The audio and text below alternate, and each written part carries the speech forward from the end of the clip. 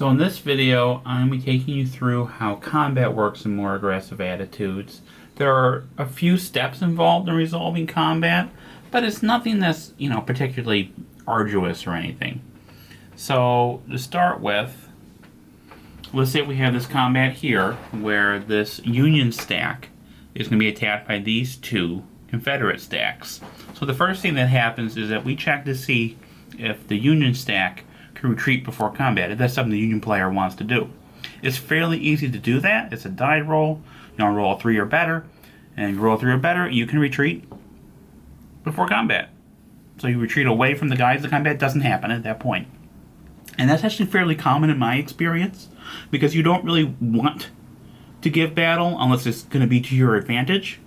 So even if you have like an outnumbered stack, you want to get it out of there. If you're kind of neck and neck, you don't really want to give combat unless you really need to defend that particular bit of ground. But let's assume he doesn't retreat before combat or decides not to. At that point, we're going to look at the leadership for... Oh, no. Got ahead of myself. We need to actually check coordination, because we're attacking from two different hexes.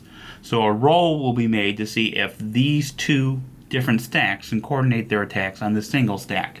Let's say that they can't. Let's say that we'll only resolve one stack's attack. These will resolve separately in that case.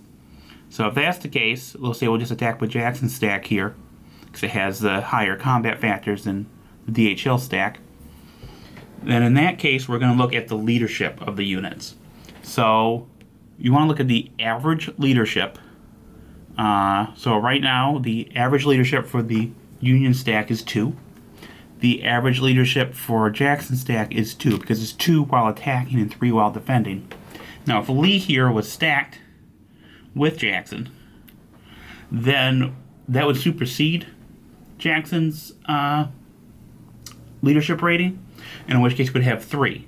If we have a differential, a whole number differential between the two averages, so 3 in this case, 2 in that case, we get a column shift. So that differential is 1, and we have a column shift to 1 in the Confederate favor. At that point, we're going to roll on the combat results table, and we're going to get the result. And there actually are several different results on the table, and some of them require an additional die roll. We have results that fatigue units. We have results that cause step loss. We have results that cause retreat. We have results that disrupt units. We have results that may disrupt units depending on the die roll. We have inconclusive results, and results that may be inconclusive or may cause disruption depending on the die roll.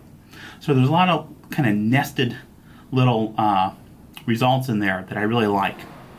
But before we actually apply those results, we additionally apply casualties using the casualty table.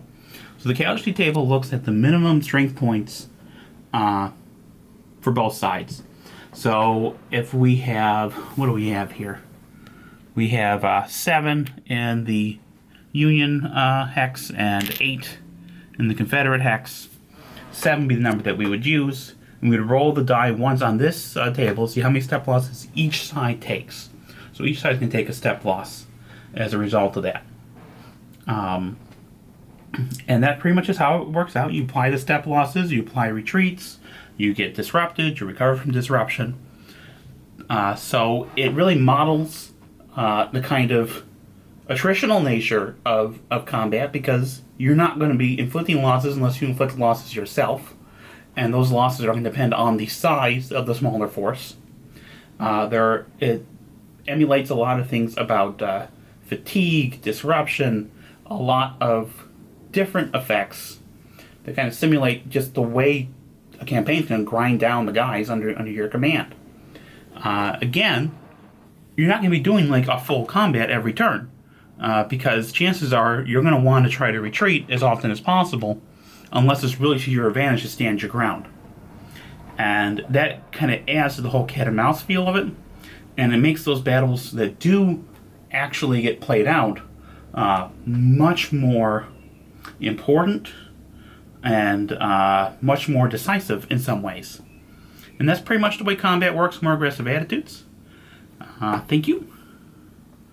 And we'll probably do another one of these videos about another aspect of the game shortly.